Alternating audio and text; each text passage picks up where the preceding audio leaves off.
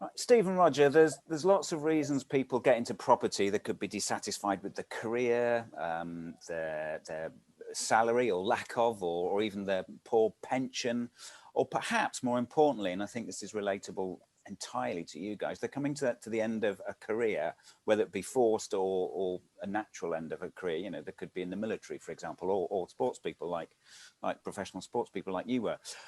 For many, though, there's a situation where they could have in their head that they're going, what next? As you two were both coming to the end of your glittering athletics career, what plans did you have in place and what were the thoughts going through your mind?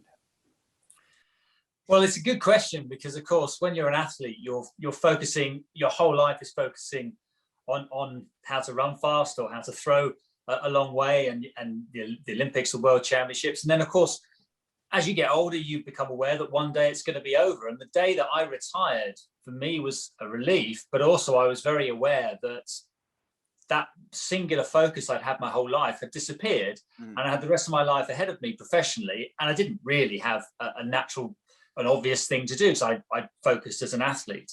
So I was fortunate. I tried a lot of things. I had options in presenting and television and whatever, but it took me a long time to find that real clarity that I had as an athlete. And for a lot of sports people, and maybe people as they come towards the end of their careers, or particularly people in the armed forces, you see this a lot. And there's this real wilderness and this sense of, you know, where I've lost my identity. You know, I want something to focus on, but I don't know what it is now. And you know, for me, it took me a while. I had to try lots of different things until I was able to find the things that I really wanted to focus on.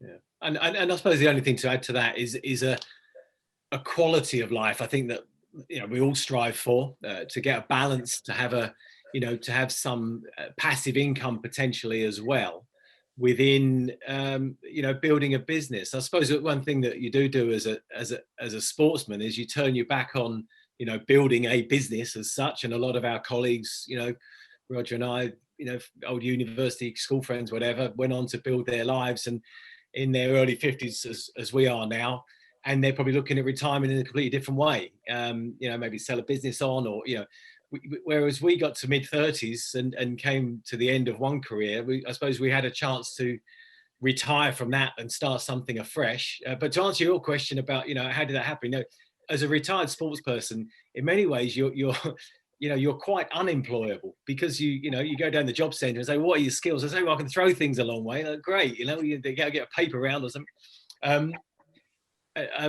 It's so in some ways it's tough. Roger and I suppose are fortunate in some ways, that we had other interests, particularly in the world of the psychology behind performance. We studied formally and informally around that, so we built a business together around that. But you do go through a bit of a phase of uncertainty and instability and doubt and fear that I think a lot of people face when they're coming towards the end of a career, even the change of lifestyle, change of routine. So it's tough from a lot of different perspectives. But of course, what property can give you is all of that in. Yeah, absolutely.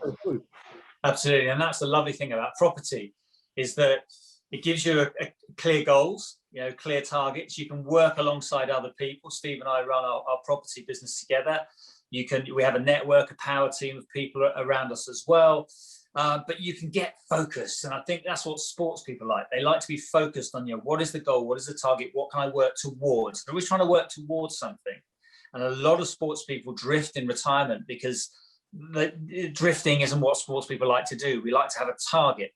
And, Steve said, we have our corporate business, but the property business and working together in that is really been for us like being athletes again, because you can have clarity, you can have a goal, you can have successes, you can have failures, but you're always moving forward, you're always growing.